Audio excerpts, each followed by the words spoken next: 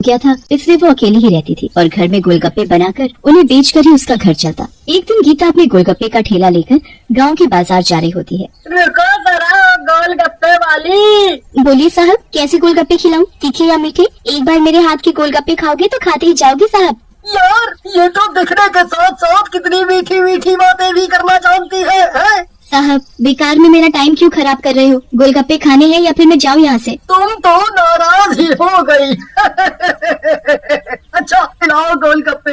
रमेश और सुरेश गोलगप्पे तो खा रहे थे पर गीता को टेढ़ी निगाहों से भी देख रहे थे। बहुत ही स्वादिष्ट है तुम्हारे गोलगप्पे, बिल्कुल तुम्हारी तरह। गीता को उन दोनों पर बहुत गुस्सा आता है। वो उनसे पैसे लेती है और आगे निकल जाती है। बाजार पहुँचते ही गीता के ठेले पर बहुत भीड़ हो जाती है। गीता सभी को लाइन में खड़े होने के लिए बोल देती है, देखो भीड़ बहुत है, इसलिए आप सभी को मैं लाइन से ही गोलगप्पे खिला सकती हूँ। सभी लाइन से एक एक करके आते और गोलगप्पे खाते जाते, पर गीता सभी को बड़े ध्यान से देख रही थी। वो गोलगप्पे तो खा रहे थे पर सभी का ध्यान उसी पर ही था। थोड़ी ही देर में गीता का पूरा ठेला खाली हो जाता है। फिर वो अपना ठेला लेकर सीधा अपने घर चली जाती है। रोज की तरह गीता सुबह जल्दी उठती और गोलगप्पे बनाने में लग जाती। तभी दरवाजे पर ठक ठक होती है। गीता दरवाजा खोलती है। बाहर कुछ आदमी खड़े थे। कौन हो तुम और क्या चाहिए तुम्हें? हम तो ये पूछने आए हैं कि गोलगप्पे तैयार हो गए हो तो जरा खिला दो हमें। सुबह उठते ही चाय की जगह तुम्हारे गोलगप्पे मिल जाए तो मजा ही आ जाए। मुझे सब पता है, तुम लोगों को गोलगप्पे वोलगप्पे कुछ नहीं खाने, बस मुझे परेशान करना है। तुम सब मुझे ताड़ने आए हो और कुछ नहीं। अभी तुम्हारी पत्नियों को बोलो जाकर तुम्हारे बारे में।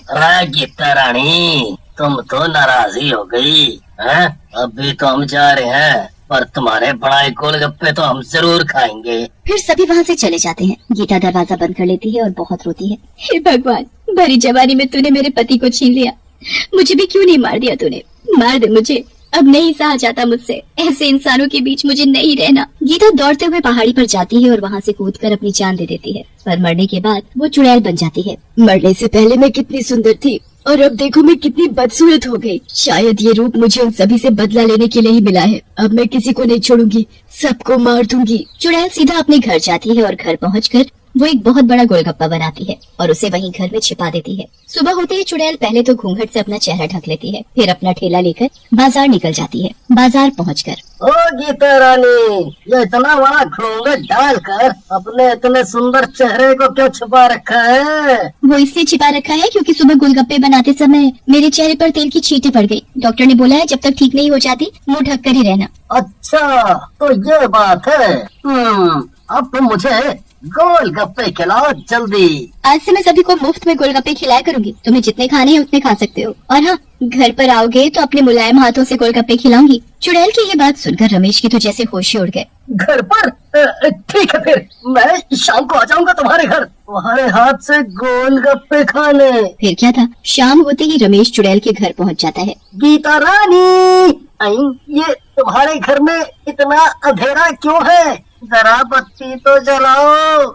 घबराने की जरूरत नहीं, तुम सीधा चले आओ, मैं यही हूँ। रमेश अंधेरे में सीधा चला रहा था, तभी अचानक उसका पैर फिसल जाता है और वो चुड़ैल के बनाए बड़े गोलगप्पे में जाकर गिर जाता है। वो गोलगप्पा चटपटे और मिर्ची वाले पानी से भरा हुआ था। तभी चुड़ैल बत्ती चालू कर देती है।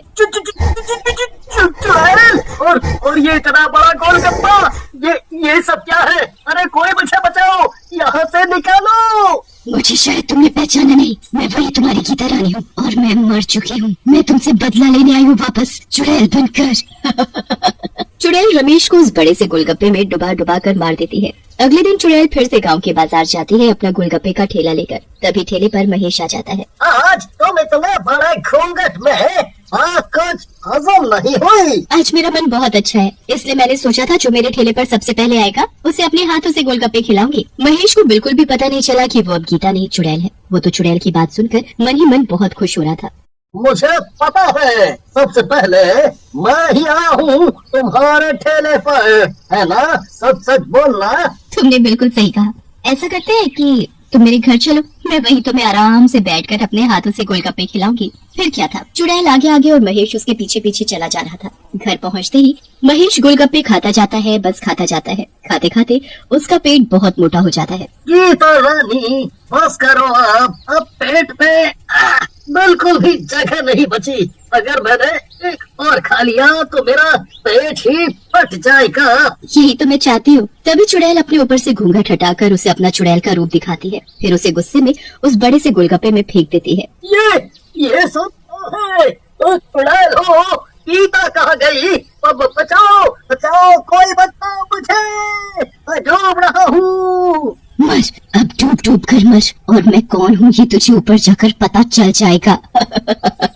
अगले दिन सुबह सुबह चुड़ैल घर में गोलगप्पे बना रही होती है। तभी कुछ बच्चे अपनी गेंद ढूंढते ढूंढते वहाँ जाते हैं। तभी एक बच्चे आदित्य की नजर खिड़की से अंदर जाती है और वो चुड़ैल को गोलगप्पे बनाते देख लेता है। चुड़ैल को देखकर उसकी चीख निकल जाती है। ये तो चुड़ैल है। यहाँ चुड़ैल होने की बात मुझे सबको बतानी चाहिए। मैं अभी बताता हूँ सबको कि हमारे गांव में चुड़ैल है। तभी चुड़ैल उस बच्चे को देख लेती है। अगर तुम मेरे बारे में किसी को कुछ नहीं बताओगे तो मैं तुम्हें रोज गोलगप्पे खिलाऊंगी, वो भी मुफ्त में। तुम जितना मर्जी खाना, और हाँ, अपने दोस्तों के लिए भी लेकर जाना। मुफ्त वाली बात सुनकर आदित्य के मुंह में पानी आ जाता है और वो रोज चुड़ैल से गोलगप्पे लेकर खूब खाता और अपने सभी दोस्तों को भी खिलाता। चुड़ैल बच्चे को कुछ नहीं करती, उसे बड़े ही प्यार से गोलगप्पे खिलाती। ऐसे ही चुड़ैल और आदित्य दोनों में दोस्ती हो गई। आदित्य चुड़ैल से कभी नहीं डरता था, पर एक दिन उसने अपने सभी दोस्तों को चुड़ैल के बारे में बता दिया। उसके सभी दोस्तों ने अपने परिवार वालों को बता दिया। उसके बाद पूरे गांव में उस चुड़ैल की चर्चा होने लगी। सपना बहन, क्या तुमने भी सुना जो मैंने सुना कि हमारे गांव में कोई चुड़ैल रह रही है? हाँ बहन, मैंने भी सुना। मेरे बेटे ने मुझे ये बात बताई और ये बताया कि वो चुड़ैल उस गीता गोलगप्पे वाली के घर पे रह रही है। मैंने तो ये भी सुना है कि वो चुड़ैल हमारे बच्चों को रोज रोज गोलगप्पे खिलाती है। कहीं ऐसा ना हो गोलगप्पे खिलाते खिलाते कहीं वो हमारे बच्चों को ही ना खा जाए। इससे पहले कि वो हमारे बच्चों को खाए, हमें सभी गाँव वालों को इकट्ठा कर उस चुड़ैल को वहाँ से भगाना होगा।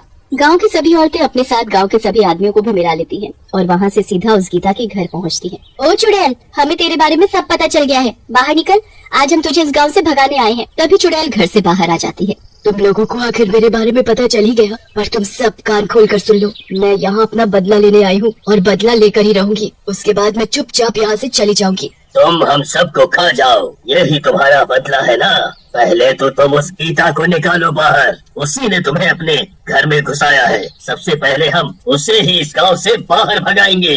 गीता अब कभी नहीं आएगी क्योंकि मैं ही गीता हूँ। चुड़ैल की ये बात सुनकर सभी हैरान रह जाते हैं। हाँ, ये सच है, मैं ही गीता हूँ। उस पहाड़ी से कूदकर मैंने अपनी जान दे दी क्योंकि गांव के कुछ लोग मुझे गंदी नजर से देखते थे, आते जाते मुझे छेड़ते थे। अकेले जिंदगी जीना उन लोगों ने मुश्किल कर दिया था मेरा। बस एक आदमी और बचा है, उसे मारकर मेरा बदला पूरा हो जाएगा। तभी भीड़ से कालिया पीछे की तरफ भागने लगता है। चुड़ैल उसे फौरन पकड़ लेती है और खींचते हुए उस बड़े से गोलगप्पे के पास ले जाती है। मुझे माफ कर दे, मारे से बहुत बड़ी भूल हो गई। मैं तौबा करता हूँ कि मैं कभी भी किसी औरत ने गंदी निगाह से को नहीं देखूं। अरे मने माफ कर दे, मने माफ कर दे, मने माफ कर दे। तू माफी के काबिल नहीं है, इसलिए जा मर इस गोलगप्पे में डूबकर। चुड़ैल कालिया को उस बड़े से